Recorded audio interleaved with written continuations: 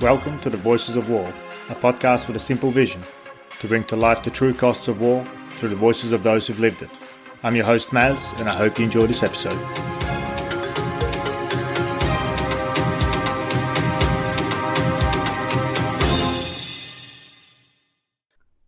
Hi there.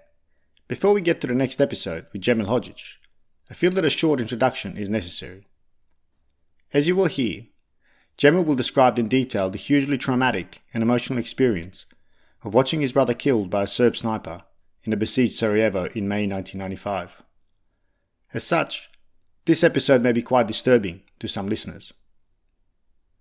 Additionally, some might judge this episode as somehow political. It is not. But it is a story about the true costs of war, as lived and remembered by a child whose innocence and youth were taken by the actions of an unknown murderer hiding behind his scope and protected by distance. That's what this episode is about. And I thank Džemil for his raw honesty and willingness to be so vulnerable, and to do so publicly. His story is immensely sad, yet it has given birth to an amazing project that is keeping his brother's legacy and the legacy of the all too many victims of war alive. It is also an important story that should leave us in no doubt about the horrors of war. Any war. And finally, I want to let you know that I will be releasing a new episode each Monday for the next several weeks. I have already recorded a number of interesting interviews that are timely and relevant to current events across the globe, and I want to share them with you sooner rather than later. And now, let's hear from Džemil.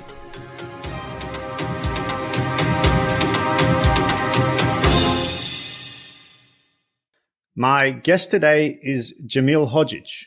Džemil was born in Sarajevo, Bosnia and Herzegovina, in 1983, where he finished primary school and high school. He was only 9 years old when the siege of Sarajevo started. Being a survivor of the war, his experiences inspired him to launch the Sniper Alley project in 2019. The mission and goal of the project was initially to find photos of Džemil's family, especially his older brother, who was killed by a Serb sniper in May 1995.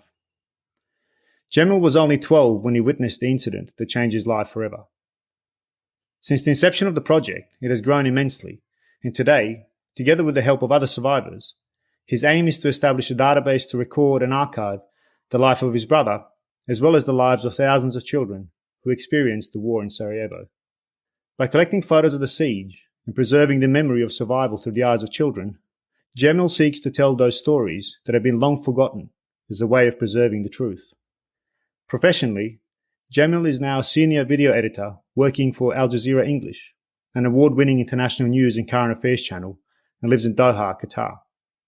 Džemil, as I'm from Sarajevo myself, your story and the message behind your project are very close to my heart.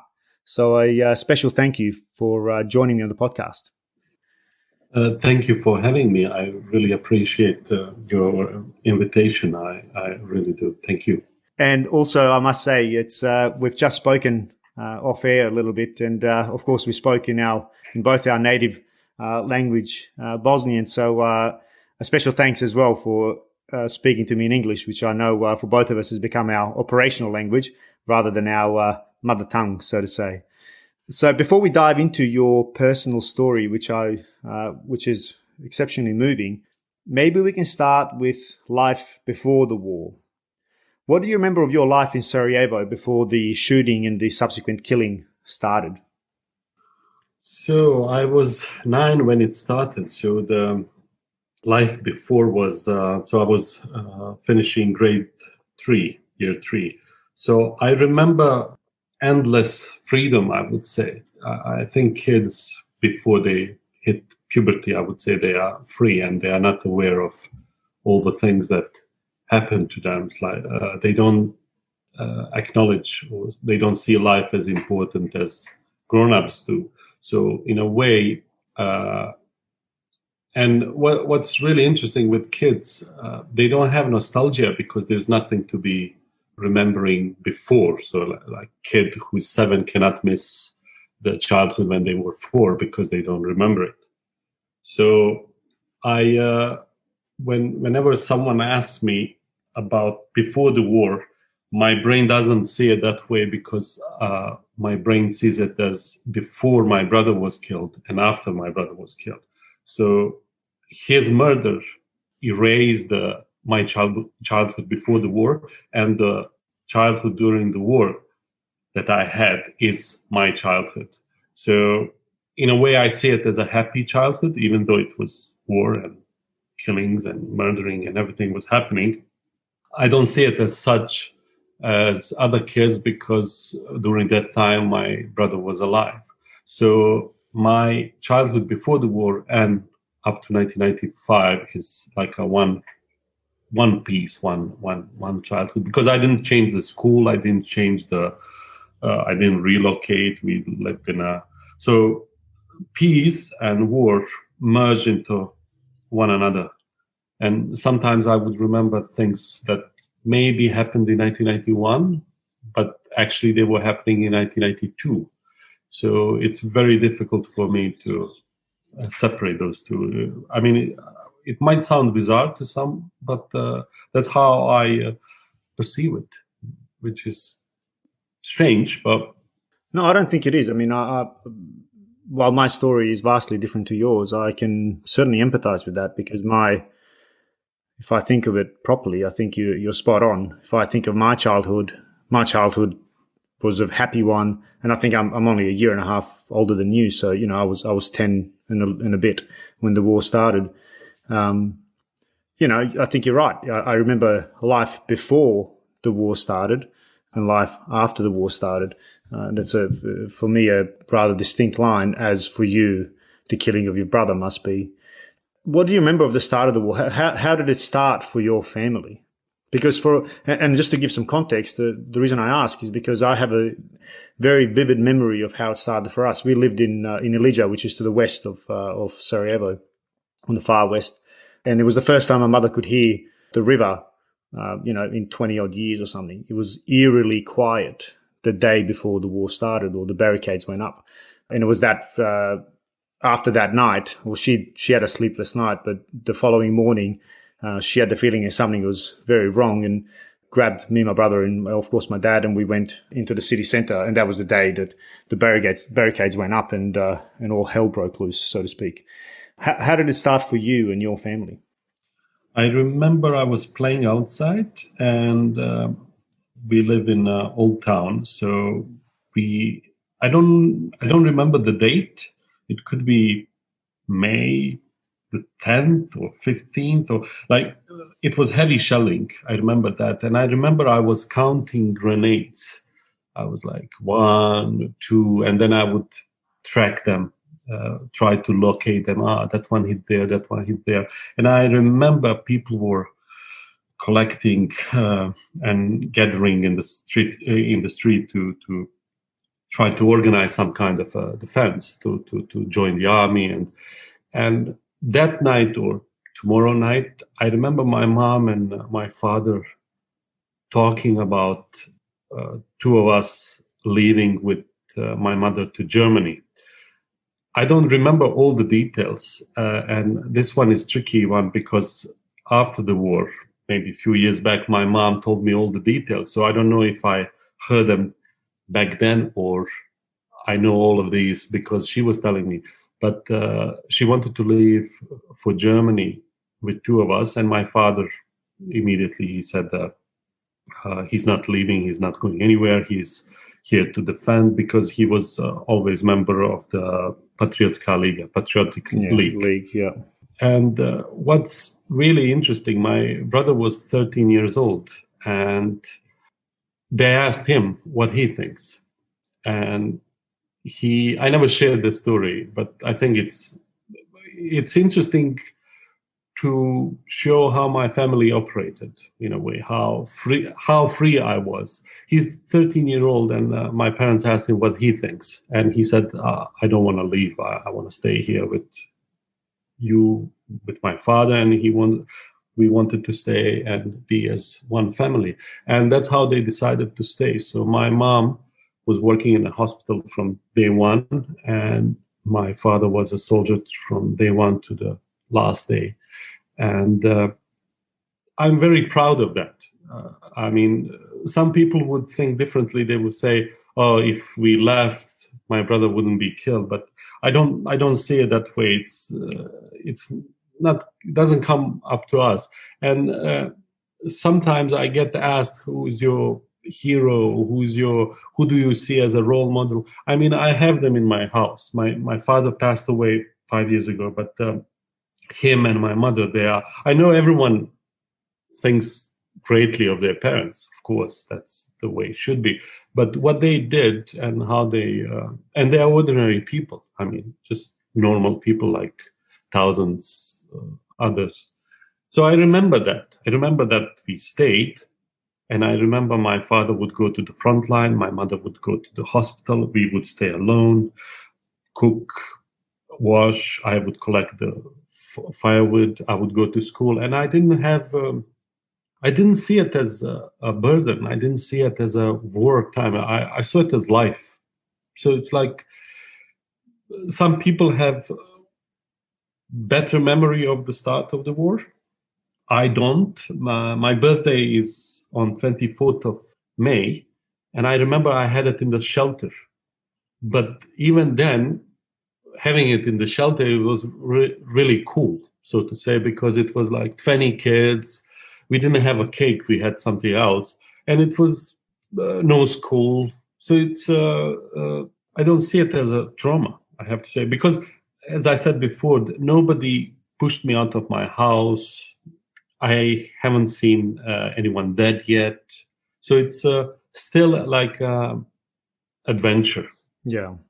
Yeah, it's exciting. And again, I can echo that. Yeah. In the cellars, Yeah, just the kids hiding and counting the grenades. And I remember being told by the older people, if you hear the launch and you hear the whistle of the grenade, you're safe. But if you hear the launch and you don't hear the whistle, take cover, it's coming your way. Just these kind of things that years later have finally made sense why people would say that. But as a child, you kind of taking that as your mission, like you said, to count the grenades and try to guess where they're going to land, or try to, I know my brother's 3 years older than me, we were in the cellar and planning our own little defenses of how we're going to save the country. And, I was in the cellar drawing the new Bosnian army, which didn't exist at that time, winning the war and so on. So I can certainly empathize the reality of a child's perspective. You started talking a little bit about life under the siege. This is where our story certainly changed. So we did what your parents talked about doing. My brother, mum, and I left for Germany because I needed to have a ear surgery, which was I had a tumor in my right ear, so it wasn't a question of I had to get out, especially with all the shelling and so on. It was impacting my eardrum and whatnot. But what was life under the siege like? And you've made some comments, and I know that you're talking about it from a perspective of 9-year-old, but I just want you to think about it as though you're speaking to people who most of my audience will be, who have never experienced the hardships of war, have never heard grenades falling, have never been on the other side of sniper fire or machine gun fire. Can you describe that a little bit? What was life under siege like?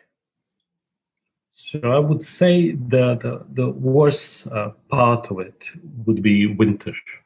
I vividly remember, and I can feel it now. I was colder inside the house than outside the house because we didn't have enough firewood. And even if you had, you would burn fire just to cook stuff, not for the sake of heating. So, because you had to save stuff. So we burned books, old shoes, plastic, and everything. And but I think 1993 was the worst winter ever. It was freezing cold, and I would go out as soon as possible just to play, to be moving, so I keep warm. And if you wanted to take a shower, you had to heat the water in a bucket or something. And then if someone wants, if you want to take a shower, someone needs to help you. And then the toilet is cold because there's no heating. So for me, the worst experience is the winter, whatever it.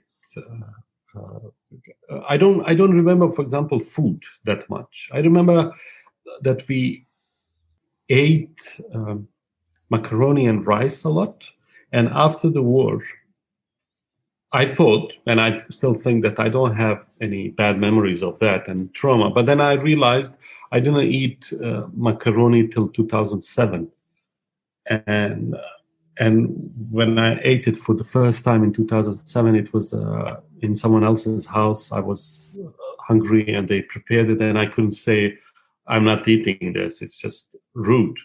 So from then, slowly, I started to eat it, but for me, even today, it's just something that I really despise, even on a picture. And rice, I started eating maybe in 2005, and I'm not a huge fan of it because it stayed with me. But during I don't remember being hungry, for example. But it was terrible. We didn't have chocolate. You didn't have toys. You didn't have new toys. You didn't have clothes. So you would have to. I was taking clothes from my brother, but he was 4 years older than me.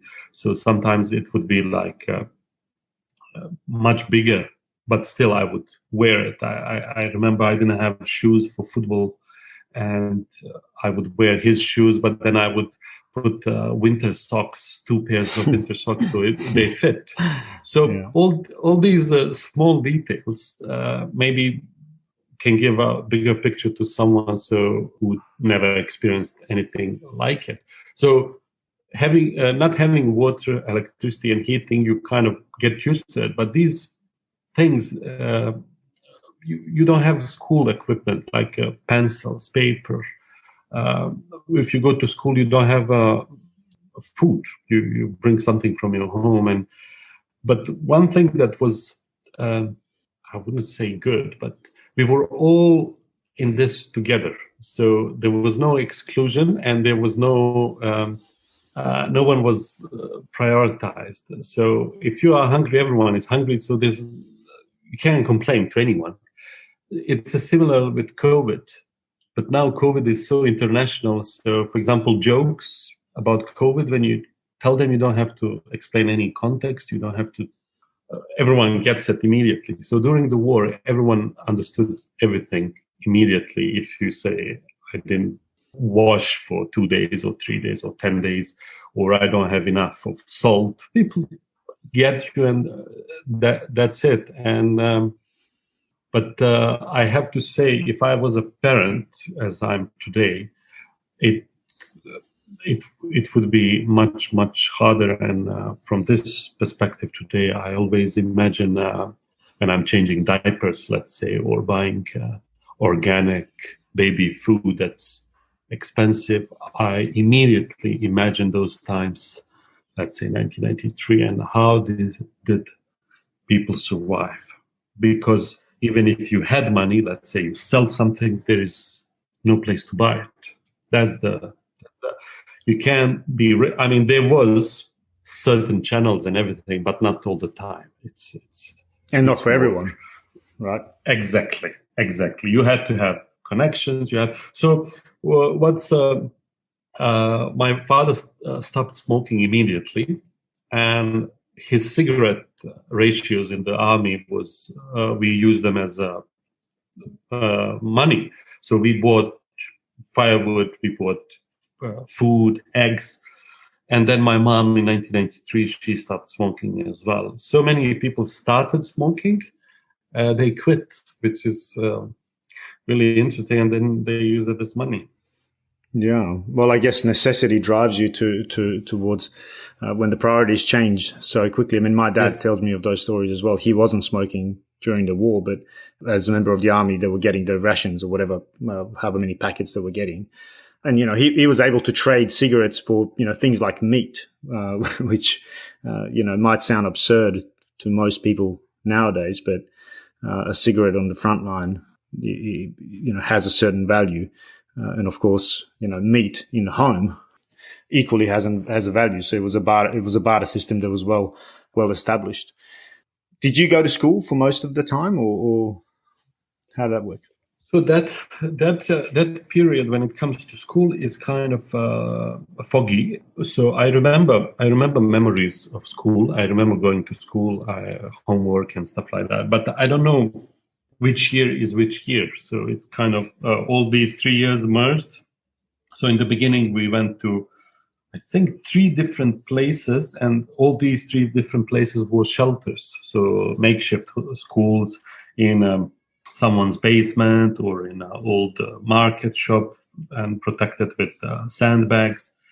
But then later on, we did go to my school from before the war, and I remember we didn't go only when we had the sirens, and those were sometimes every second day. But then sometimes we wouldn't have any sirens, so school was, I don't know how to explain. It was something normal. You go there, there is a bell if there is electricity. And I remember we would make a fire in the classroom. We had a stove to keep us warm. And we used to get some kind of aid, the pencils and pens and notebooks. All of them were from UN, and they were all the same. So again, you couldn't be different, or you couldn't have Real Madrid or Batman notebook. It was all the same.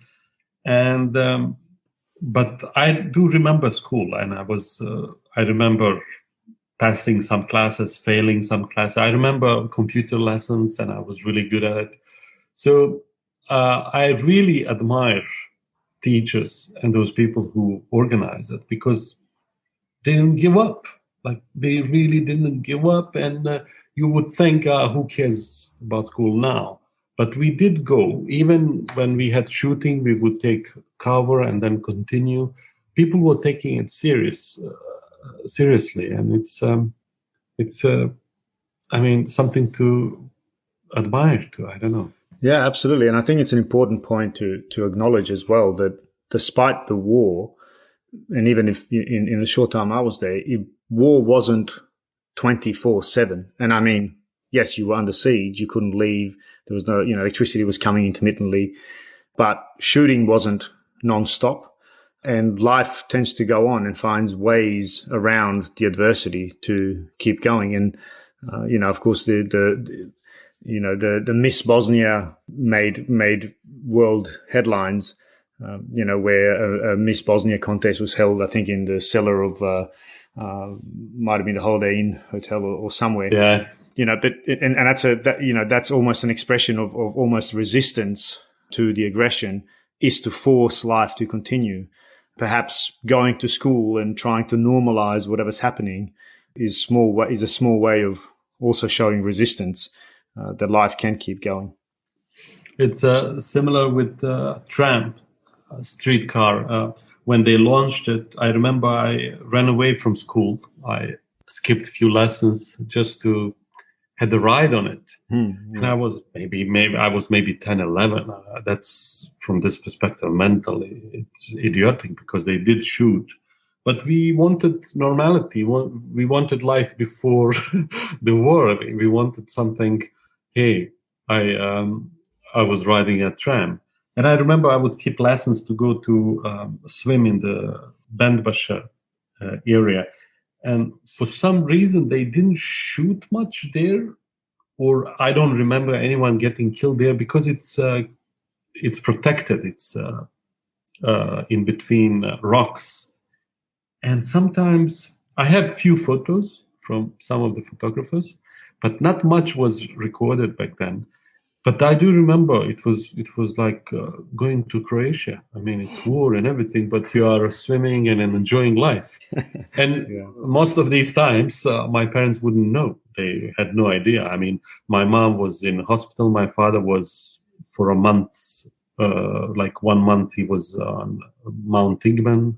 1 month he was in Mount Bjelašnica. So he had no idea. So we had so older people, or older boys and girls, they had other stuff to do, the bars and concerts. So life was going on. Yeah. It's and I think that's a really important aspect of it. Maybe we can pivot now to that horrible day when your brother was killed by a sniper, and your brother, Amel. Can you describe what happened that day? So when I started writing the story, I think I never shared the story in full to anyone in 25 years until I wrote it for the project. And I don't know why. I mean, I have to be honest, nobody actually ever asked. And just to share something I wanted to share for a long time.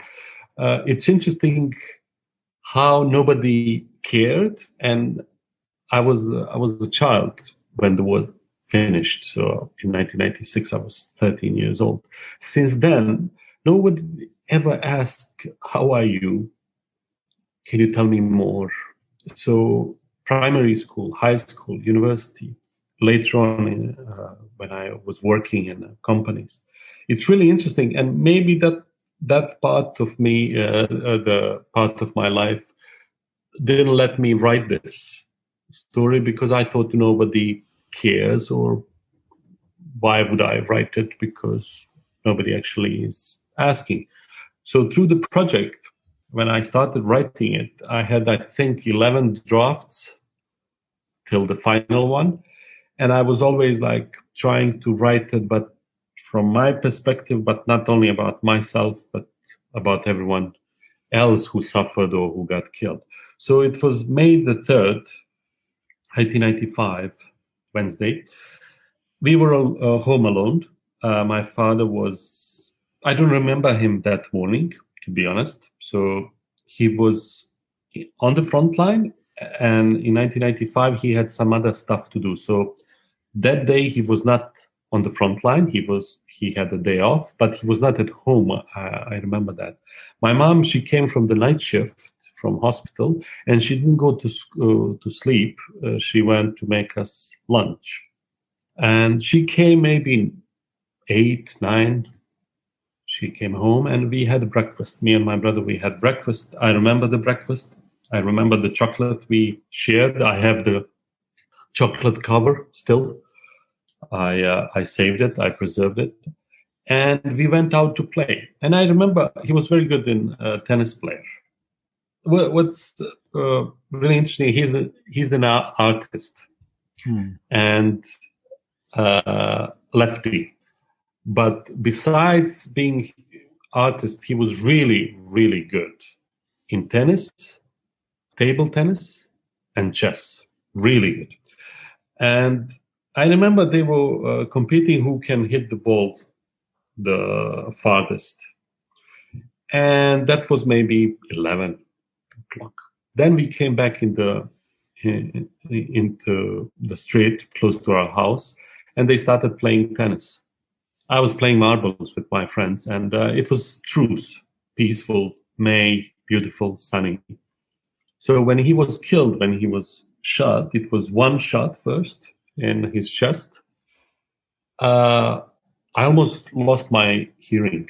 It was that loud. And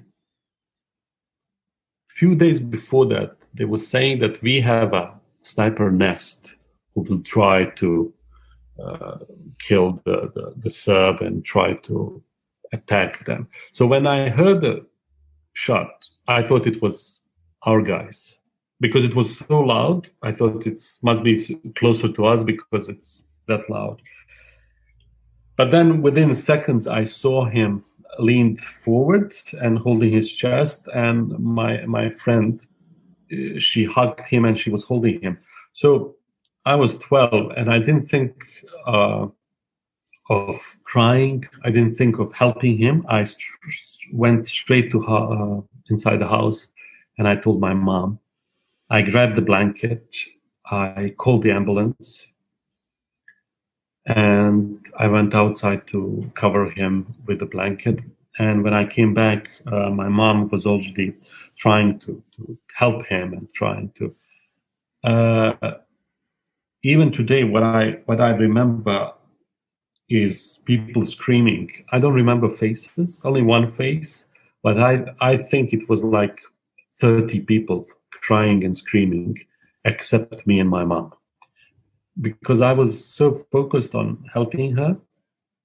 Maybe I was not aware. It's not that I'm brave or anything, but it took me years to realize that most probably at that moment I grew up.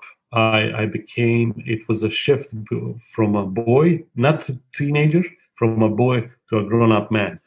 Because people ask me, how did you call ambulance? How I was so focused. It was like a movie, like I was a professional medic or something. So she was trying to help him. How do you say PCR? Yes, CPR. Trying to resuscitate him. CPR. Yeah, she was trying really hard. And when the ambulance came, we put him inside, and I was standing outside, and outside the car, and my mom was saying, Džemil, come, don't stay, come, let's take him to the hospital. So for some reason, I thought maybe I should stay here, or because they are going to hospital. And the story I'm going to tell you now, I shared it only with 2 people, and only last year. I never shared it with my mother. I don't know why, but when you have a false hope, and then you get so happy, and then you drop, it doesn't happen. So we are driving to the hospital, and my brother is gargling because the air in his chest is coming out. So I tell my mom, hey, Mom, he's alive. And she just had that face because she's a nurse, she knows these things. She said, no, son, it's air. He's gone. And it's like that was the second time he was killed. So first time when he was shot, I thought maybe he's injured, but he's on the ground. He's killed. So my brain is still processing or hoping that he's killed, but maybe. So inside the car, I saw him alive again. It was like somebody telling you that you won $1 million, and then they no, the numbers are wrong. It was like from 100 to 0. So we come to the hospital. I don't know when and why. I took off his watch, and as soon as we arrive, they take me to one room because they will try to operate him. So my mom's friends, other nurses, they took me to another room. They gave me water, and I was holding his watch. I remember it very well. I think it didn't work because it dropped.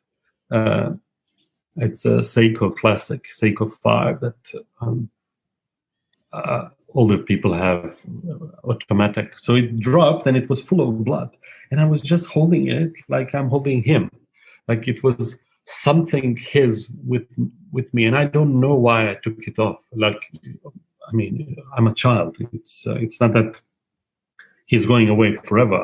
I could take that watch later, but maybe I was afraid that someone will take it off him. Finally, maybe after 10 minutes or 40 minutes, that period was just like a second to me, but I don't know. Maybe I was sitting there for 1 hour. They called me to see him.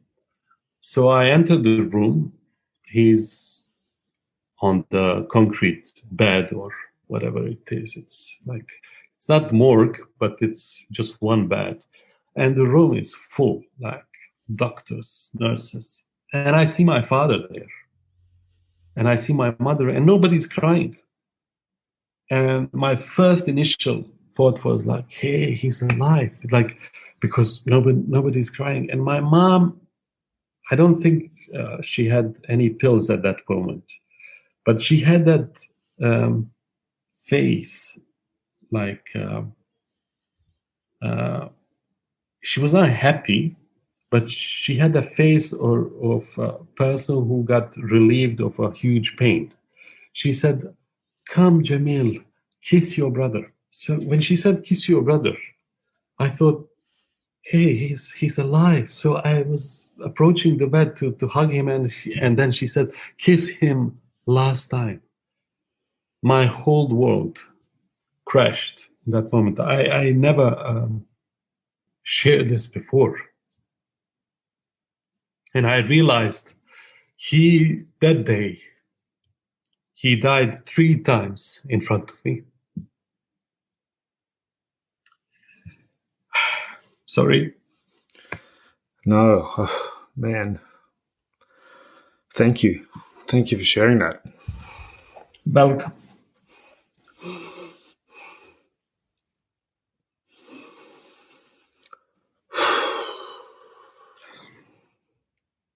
So, all of this, what I do, I think, is to bring him back to me.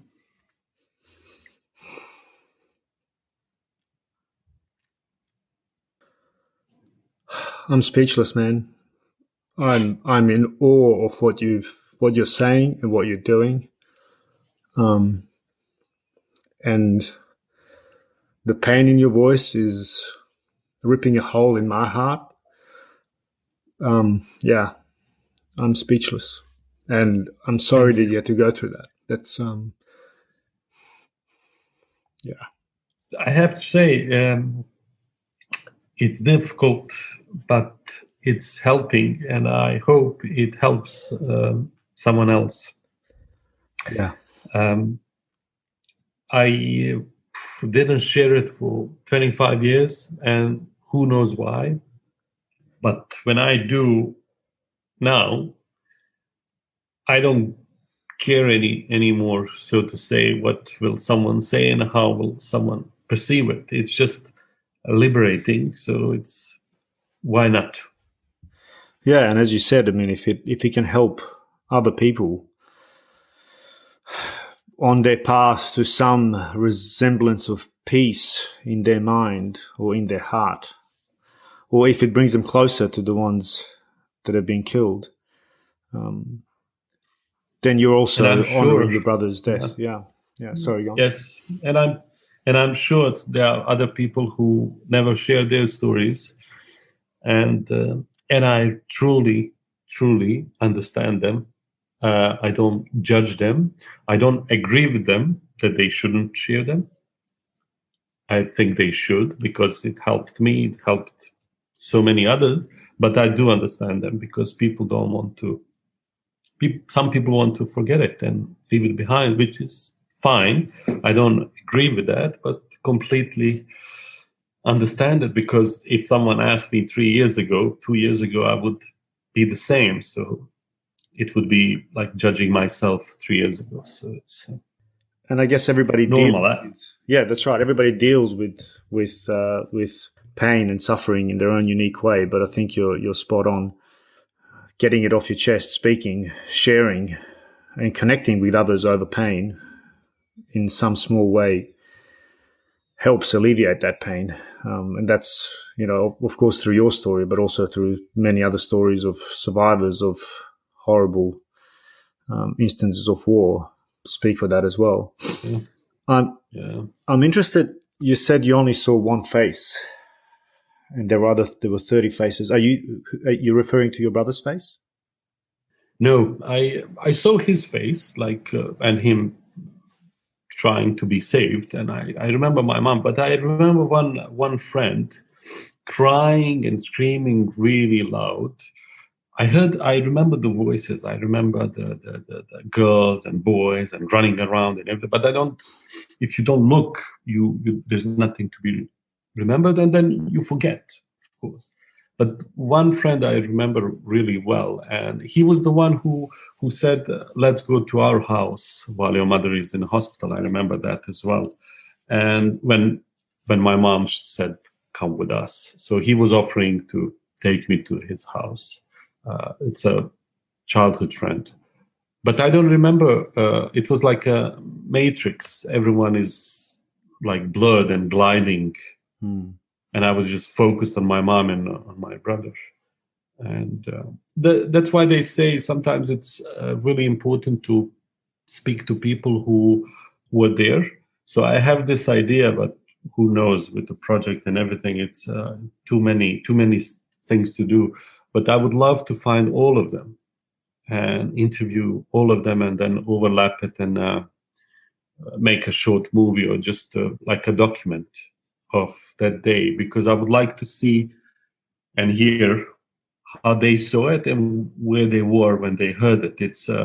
But it's difficult, of course, to do it. It's difficult for them and it's difficult for me. And of course, I would have to cut it because I would be either directing it or editing it. So it's not easy psychologically, but I would love to do it. It's just something that I was thinking to save and preserve, because for a long time I thought me and my friends who were playing marbles, for a long time I thought we were going away from that spot when we heard, but my friend was corrected me. He said we were coming back because we went to drink water and we were coming back. So it's important, not because someone will say I lie. I mean, there's nothing. I mean, if I was playing marbles or football, that doesn't change the fact that he was killed. I mean, but that's how memory works. It's if you don't correct it or don't check it, it's blurry. I mean, you might think that you had a red T-shirt, but it was yellow because for some reason. And then if you persuade yourself it's red, it's red. That's it. Yeah. I mean, yeah. So same. Yeah. No, sorry, go on. So same with that day. Maybe I thought it was 30 people, but maybe it was 10. So it's like it's important to, because with the project and with all this, when I was speaking to my mother,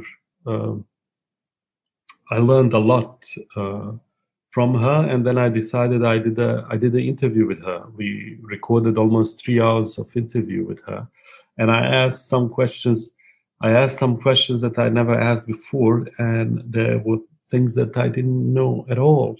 And one thing was, this is really, really like, I'll make a film. I mean, that's no question. I don't know when, but no question about. She was making a halwa that's usually made either during Ramadan for the special night, or during Eid, or when there are happy, let's say, happy occasions. So it's like it comes from a Arabic Muslim tradition. So, and she doesn't know why. I mean, it wasn't Ramadan. It was nothing special. So she was making halwa while she was making lunch. So when he was killed, she turned off the stove. We went to the hospital. When we came back, she continued and she finished it off.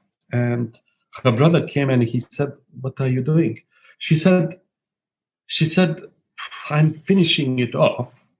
He won't have graduation. He won't have job celebration. He won't have a wedding. So let me finish this.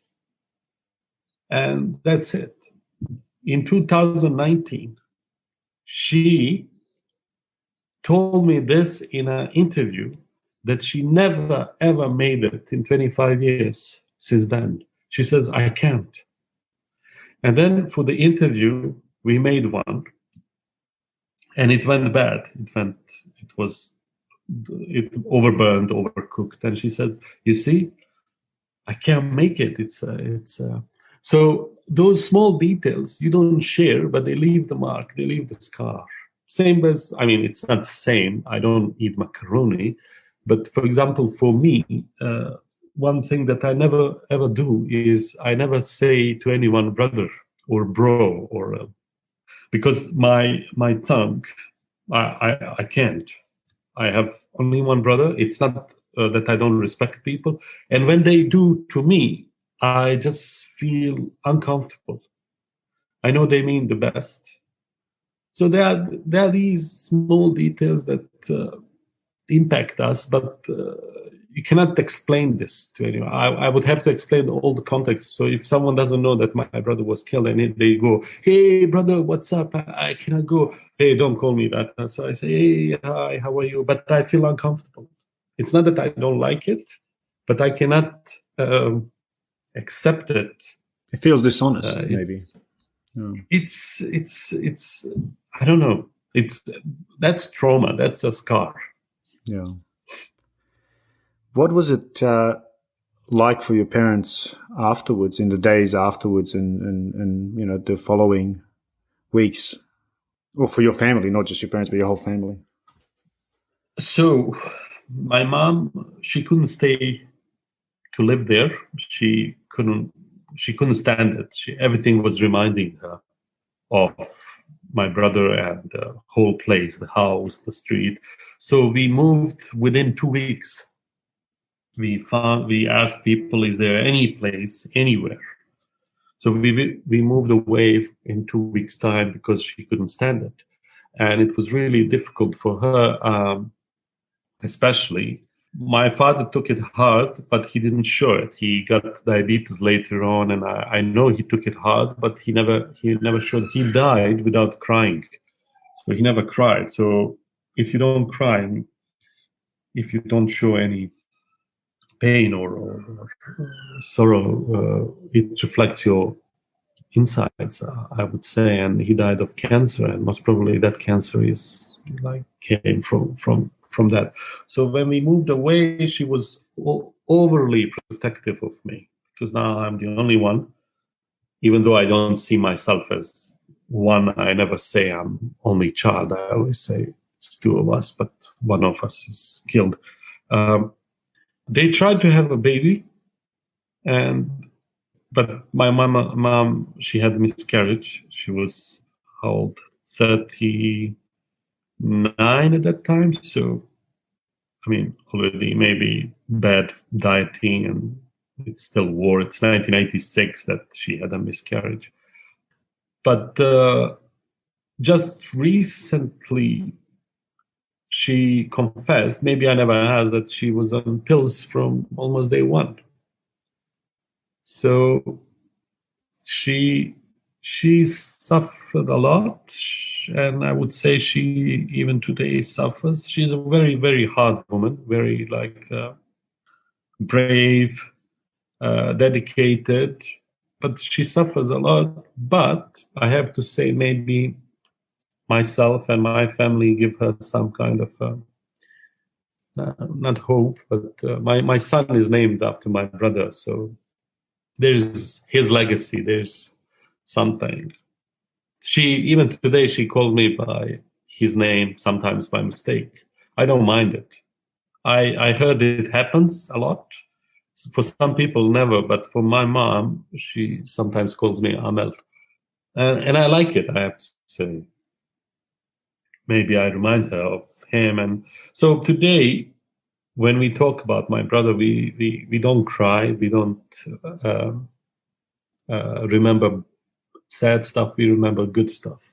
So I think that's the process that people should do. And whenever someone dies, let's say COVID, I don't ask people to dwell, to feel sad. I ask the good stuff, and it's helping, because whoever dies, grandfather, child, spouse, there are always good stuff that you can ask, and people love to talk about good stuff. So my brother was 16 years old when he was killed, but he left us so much memories behind him that we don't have to be sad all the time. I mean, of course, he's not there, but...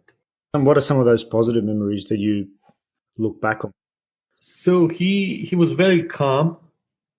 So when he was shot, my father thought it was me, because I'm the wild one, quote unquote. I was very naughty, and he was very calm, very, very responsible. So at the age of 16, he was taking care of the household when my mother was in the hospital, and my father. So he was like a father to me, and I was really safe with him around. I was like having a father, and he's 16. So I remember him as a role model. Usually you try to copy your father, I guess. I mean, you have a brother who's older than you, so you know what I'm. But then my brother was bigger role model than my father. I don't know how to explain it, especially when he was killed, because he's not there anymore. So it's not that I wanted to fit in his shoes, but I needed to give something back to my parents. So, for example, I'm a video editor. I don't know how to draw, but I went into arts, and most probably that was my way of continuing his legacy.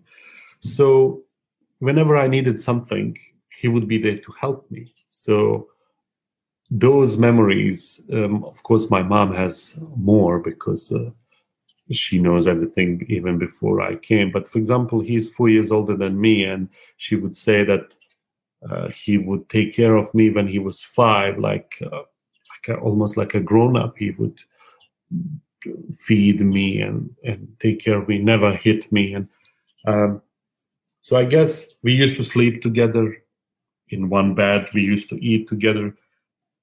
I couldn't wait to wear his clothes. So even today I have some stuff that he was wearing, and I have some drawings he did, and many actually. So those are the memories, and I have the watch. I don't wear it anymore. It's like preserved and saved. So, and those are the stuff that I cherish, I would say. Yeah, and keep you connected to your brother as well. Yeah. And of course, this is what motivated the Sniper Alley project, as you said, many years afterwards. And I think, as you alluded to, it came at a time when you were ready for it, as perhaps a path or a part of the journey of your healing, maybe as well. But for those who are not aware, why is it called Sniper Alley? So Sniper Alley is a term coined in Bosnia. I don't know who did it and who did it first, but it was widely used in the media in 1992 onwards. It's a part of the street in Sarajevo, downtown, opposite Hodž. So all the journalists and photojournalists, most of them, they were placed in Hodž, and they were kind of protected by the UN and treaties between the Serbs, so they wouldn't shoot at them. That part of the street was called Sniper Alley because snipers would be shooting at those crossroads. So it goes maybe 700 meters, 500 meters. So when I was naming the project, I wanted to name it something in Bosnian, but then I realized it doesn't make sense because I want wider population to see it so everyone in Bosnia knows what Sniper Alley is, and outside Bosnia, everyone, if you are interested in. So I named it Sniper Alley, and then a photo came to my mind because when you're naming something, I thought in the beginning maybe I'm making a mistake, maybe it's too limiting to just Sniper Alley. My brother is not killed in Sniper Alley, but he's killed by sniper. So it doesn't have to be only related to Sniper Alley. But the name itself is so meaningful or huge that I wanted to give some kind of importance to it. The same terminology was used in the beginning of Syrian war because Syrian snipers were killing kids as well and killing civilians, and they killed one cameraman from Al Jazeera. Same style. They used the same style of protection with old cars, buses, and shipping containers.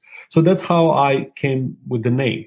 That's just the idea because, I can explain a little bit about the project. So it's yes, please. So yeah. Sniper Alley Photo Project is interactive database of all the photos or whatever we collect from the period of 1992 to 1996 made in Sarajevo under siege. So I'm not focusing on other cities. I do collect, I keep them, I have them, I know about them, but I don't publish them yet. So you would never know. Who knows? Maybe we'll broaden it.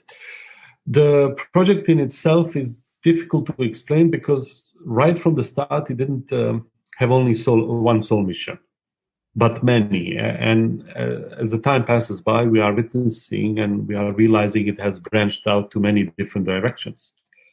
In short, the goal was always to collect as many photos as possible, but not only photos for the sake of photos, just to show them or, oh, I have 1,000 photos. Rather, photos with their creators, photojournalists, and stories that follow those photos. Something to have historical value, a document to be preserved and used to educate, warn, waken up some memories, if you want. Show the level of atrocities we endured, to show the world different types of fights we had. I mean, cultural, military one, economical. It depends what's on those photos, I guess. I mean, it could be something nice, something, whatever. Not every photo has the same impact and purpose. So having said all of that, it's interesting that the bigger and broader motivation for this project came after I have launched it. I mean, project has started from my personal story. My mission to find any photo of my killed brother or me or my mother or my father. And it evolved into something huge that is still finding its true form. Having many forms combined is not that bad at all, to be honest. Having it like this, growing day by day into unknown fields of human experience is something that I didn't expect, but to be honest, I don't mind. Time will tell and show us what we have done. The puzzle is still small and we are not even halfway there. Every photo has a story to tell, and every photo has a photographer behind it. And subject on that photo, whatever it is, something big or small or something bad, happy, bloody, or some event, everything has to be preserved. So that's how the name and the idea and the motivation and the mission came into life together. And in the initial stages of the project, were you successful in finding photos of your brother or your family, yourself and your family? So it's a difficult one because you, let's say I'm sending an email to a photographer and I shared my story. And some of them would say, oh, I was there only in 1995, December. So there's no way they took photo of my brother. But maybe they took photo of myself, of me. And but what they realize immediately, it's not the time after my photo only. That's how the project started. And they say, oh, sorry for your loss. It's this. I would love to be part of it. Here are the photos I have to find. So I would find photos. Let's say they send me 20, 30 photos and I go through them and I don't see anyone familiar or anything. So I was not successful at all. And I was always telling myself, I'll give 5 years. I'll find the photo. I'll give myself 5 years. It has to be there because he was going downtown to high school and most probably someone took, and we never know, maybe he skipped classes. He went to, I don't know, wherever, because you don't know where you like roaming around the city, right? So I was always optimistic about the photos and I went to school and I skipped classes. So maybe someone took photos, but I was not focusing so much on myself at that time. So I started it. I'm after the photos whenever they come. And whenever someone sends me photos, so far we have 86 galleries, so 86 photographers in the website. And some of them would send me 5, some of them 10, 20, 30. I always find few that are really, really cool, so to say, with lots of kids, and then I share them on Facebook, and then kids find themselves and they tag themselves. And I was always wondering, oh man, when will I find myself to be tagged like that? So it's almost 2 years. In August will be 2 years. So, and I don't to be honest, I don't track time and when I started and how long it will take, because it has its own life. I mean, it takes a lot of time to be involved in everything because people send emails and I have to update. But I don't have a deadline. That's the main point. I don't have a deadline or anyone to report to. Yeah. You said that or you alluded to the fact that it's now become, it's got a life of its own, basically. What do you mean by that? Who are the other people that are involved in the project, and what are they getting? So I don't have a huge team. Everyone that's behind it is kind of technical. But when I said it has its own life, for example, if I stop it now, it has. You would be surprised that 86 galleries are there and not everyone saw them. So I have one gallery that was there from the day one, I think.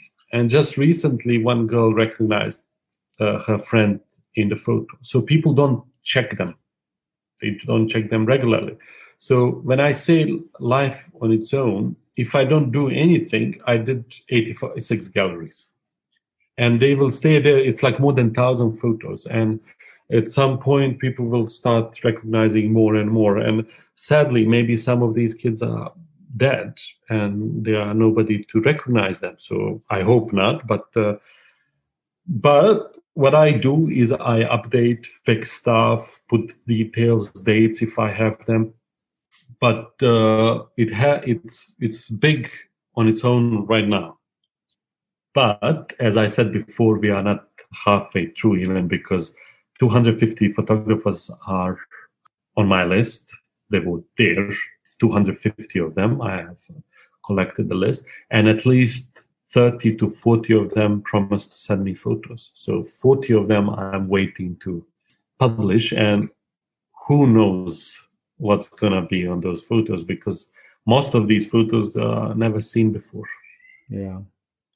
Why is this project important? And I'm referring to you making the point that, or at least in the website you described, that it is about remembering and telling the truth. Why is that important? So this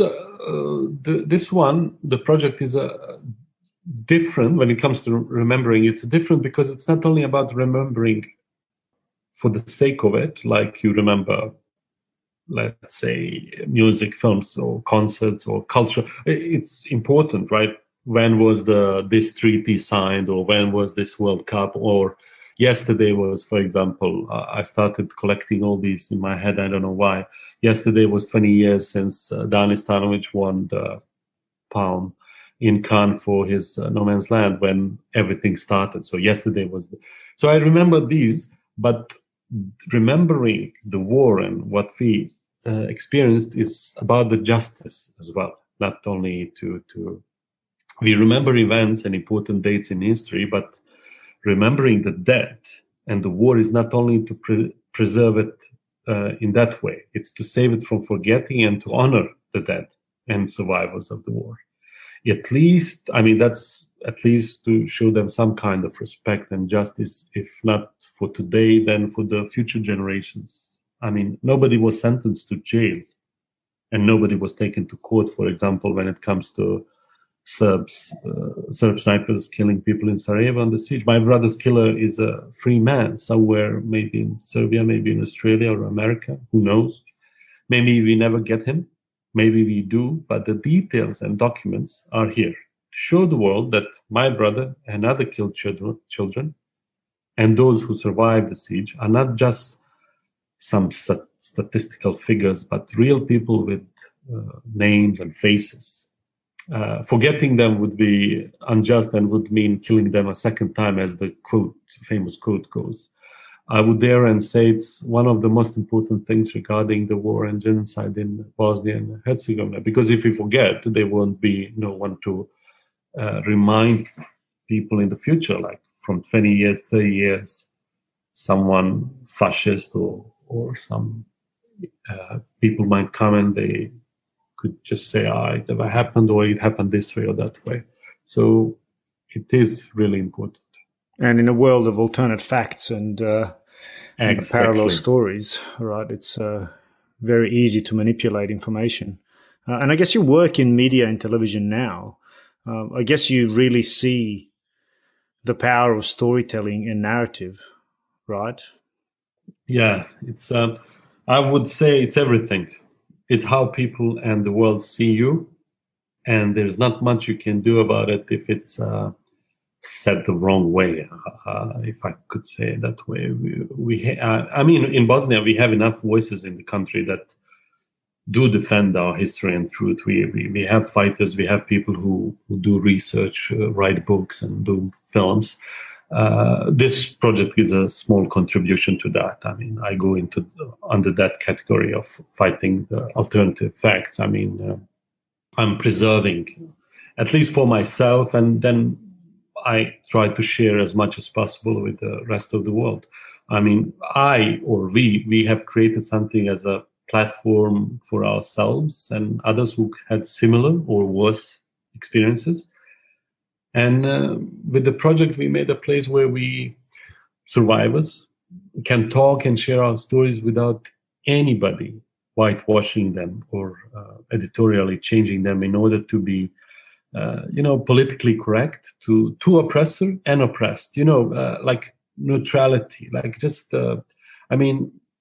For example, EU is constantly pushing us to sit around the table with those who murdered us and who would do it again if they could.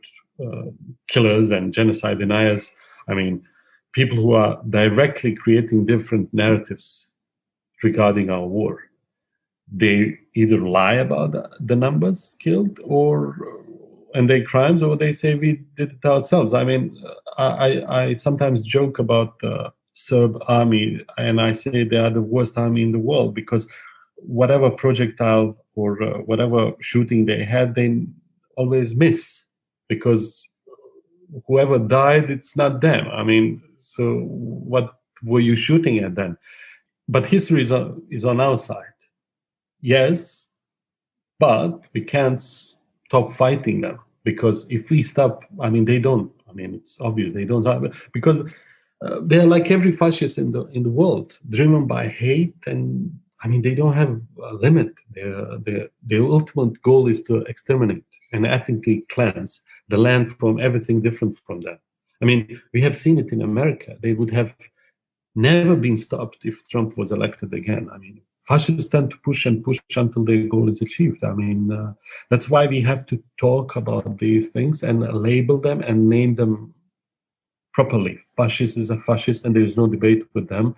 But when they come to sit around and, I mean, talk to you, they should be immediately like, he's fascist, his views are like this, and let's take everything with some as I said, narrative is something that needs to be worked on almost constantly. You have to protect it because those who survive, and it has to be done by those who survived the genocide, and because we need to listen to them and we need to listen to victims because they are the ones that should create it, not fascists, not oppressors, and not certainly by war criminals. I mean, sadly, narratives are done by a majority and not by those who suffer. In our case, we have a good army behind it, so we are fighting. But that's why it's really difficult and really important not to give up and stop. I mean, one of the best examples of imposed narrative or narrative that went wrong, so to say, systematically and planned, not by mistake, would be narrative of Palestine and how some people, if not majority of the news outlets, report on them. I mean, Palestinian kids simply die as if the rain brings those bombs and drones that kill them. And those who murder those children, they are killed in the counteroffensive.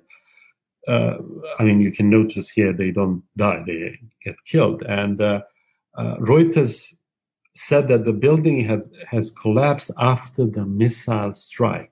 And then this one is, because I work in media and I noticed that, and then they put witness. I mean, meaning it's not confirmed and they're not sure about it, but everyone saw it, they put witness. So if they are ready to do that to their colleagues because the building was people from AP and Al Jazeera were in that building that collapsed, quote unquote.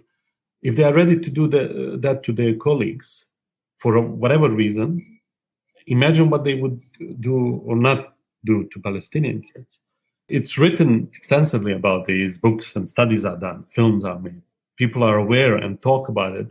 But as we said in the beginning, it went wrong in this case for Palestinians, and to be noted on not by their mistake. And it will take a lot of time to be fixed or justice accomplished, maybe. We don't have that problem in Bosnia that much. We had cases of Prijedor camps when the British media believed Serbs it was our camp and we were doing it to other people, it was actors. And on 27th of May, there's Asim Iskina massacre. There's still article on Independence saying that we did it to ourselves. So even after 25 years, the article is still there. I written to them, I tagged them on Twitter, I told them to delete it. It's still there. So it's there are people who are trying to impose those and intrude the truth to for the last 25 years. People are still doing it. They never gave up. And that's why projects like this, no matter how small it seems, are important. And I would say we are more and we are not giving up and we will prevail.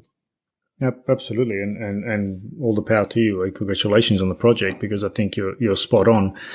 It is about countering false narratives.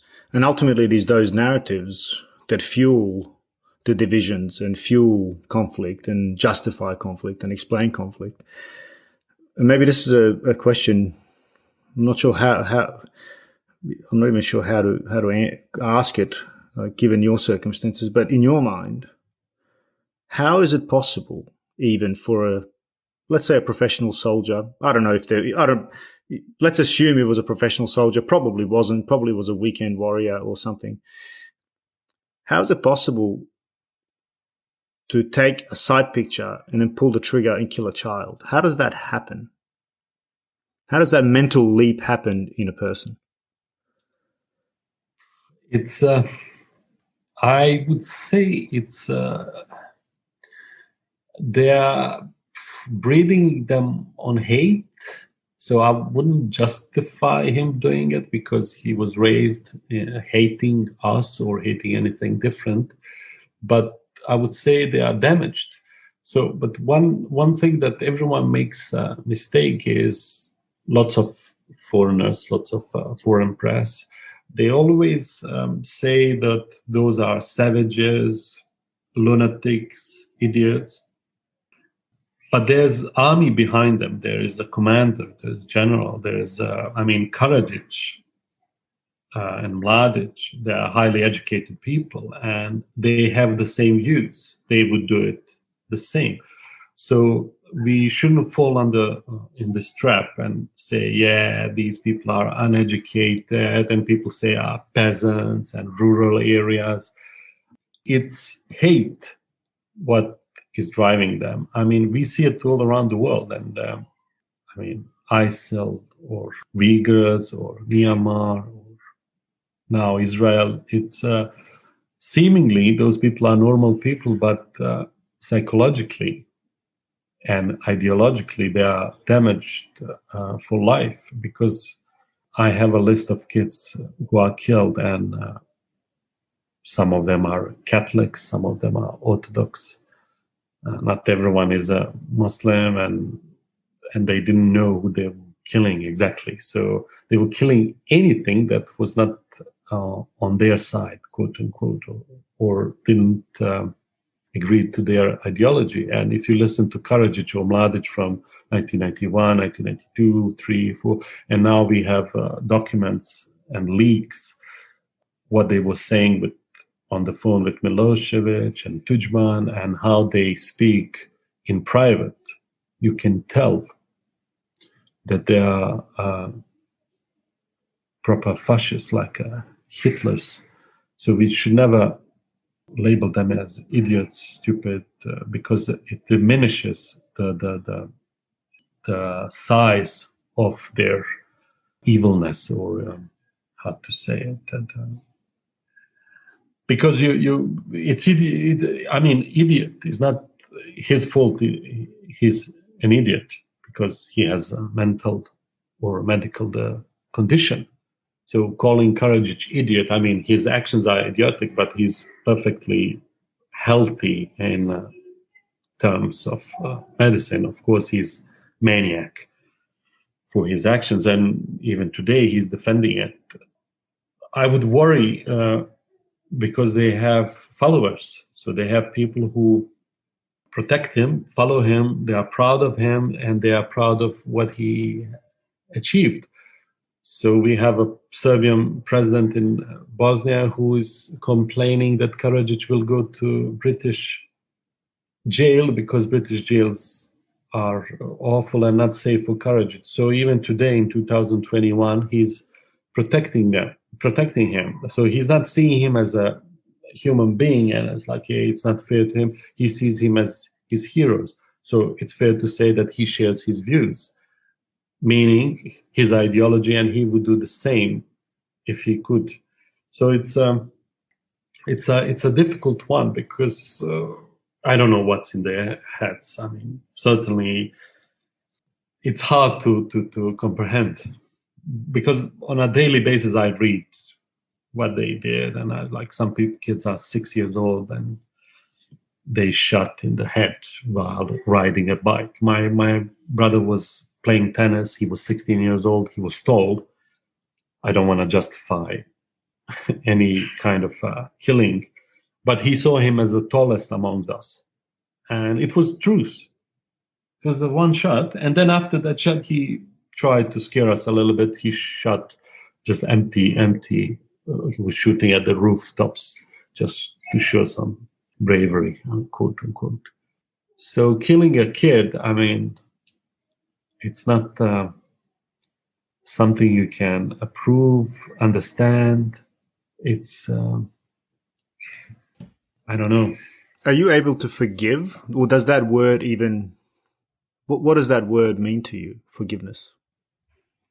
So, and I know that's a very hard question to ask, but it is, but I'm glad you asked it, because maybe Islamically we should forgive. I'm a practicing Muslim, and I always thought that forgetting is worse than forgiving, because forgiving comes down to me and the perpetrator, like the one who killed.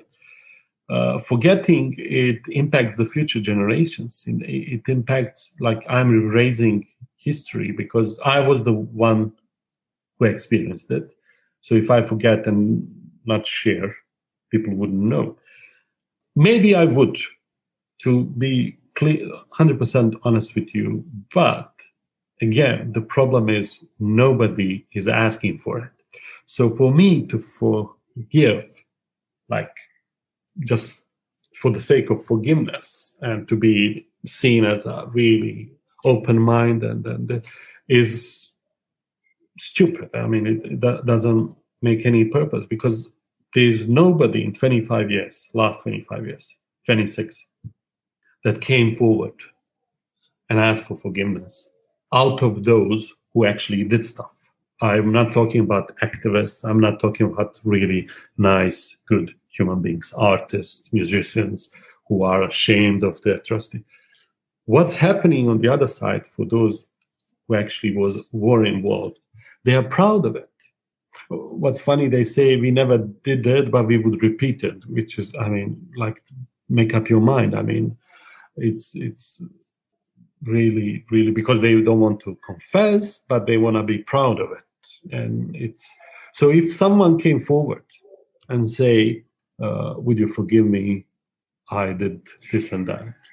Maybe if he goes to jail and justice is preserved, but then he has a problem because my mother has to forgive him, my friends, my family, and my brother who is not with us. So justice will be served in this life or the next. It's a So that keeps me, as I said, as a Muslim, that keeps me as a survivor, optimistic. For some people, justice is only in this world. For me, it's in the next as well. I wish we could catch him, to teach the generations, to show the lesson, to show the world.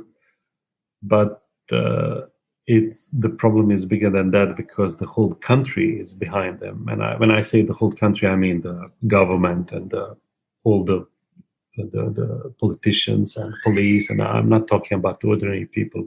I'm not bothered with them, because I'm sure there are many good, nice, honest people. But sadly, in Serbia, they are in minority.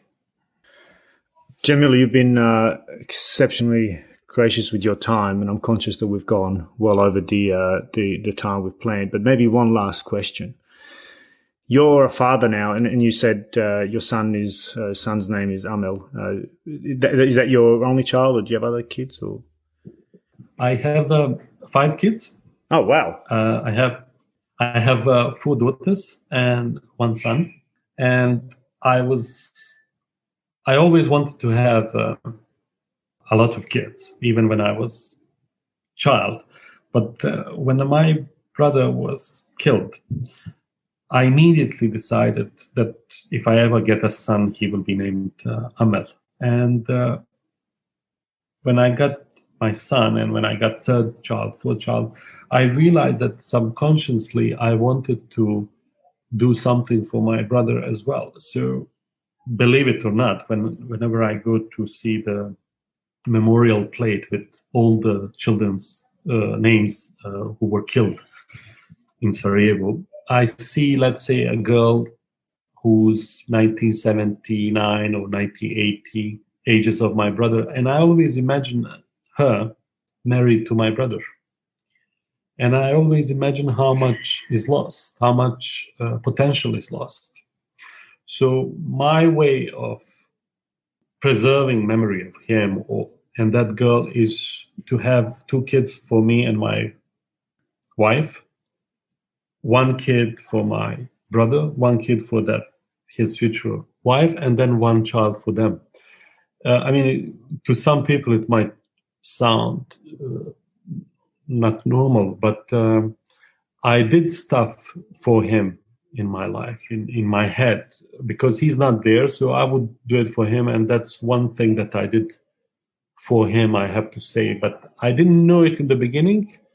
Then I realized I'm making a big family to make myself brothers and sisters that I missed growing up after he was killed. So I think that's just my thought. Maybe I want to believe it is, but I think so. In my son, I see a lot of things from my brother, and I see him as a buddy and a son and a brother. So that's one thing that came out of this. Maybe if I had a brother, maybe I would just have 2 kids, and I don't know. Wow, what a story! What a story, Džemil. Thank you. I'm speechless. I haven't been moved by a story, and truth be told, I said to my partner as well that I knew this was going to be one of those interviews, because your story struck me when I first heard about it as deeply emotional and deeply powerful. So I thank you firstly for being so open, for sharing your story in such an intimate way. And secondly, I congratulate you for finding the courage and the strength to actually turn all that pain into something positive, such as your project. Because I think, as you rightly pointed out, it's not just about you and your brother. It is about the stories of the thousands of children who suffered. And perhaps in this case, only in Sarajevo, but it's broader than that. It's broader than that. It's about war and suffering, and particularly children in war.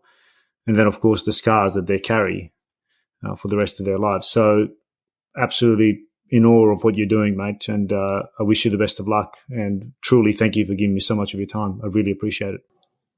Thank you. Thank you very much for giving me a chance to speak. And they say when you touch a small child on their head, when you tap the child on their head, you tap the mother on their hearts. So whenever someone invites me to talk about the project, and whenever someone gives me space and time, I see it as giving a voice to my brother, because he's not with us and I'm his voice. So whenever someone shows me love, they actually show love to my brother, and I'm really, really respectful of that. And his legacy lives on. I mean, thousands of people heard his name, and I'm really, really happy about it, because it's more about him, not me. And your invitation is that love for my brother and understanding of everything that happened to us. So I'm really thankful to you. It really is, and thank you for saying that. And I look forward to meeting you face to face rather than merely digitally when the world gets back to normal again, whatever that means. Yes, exactly. Stay safe, and we'll be in touch. You too. Thanks a lot.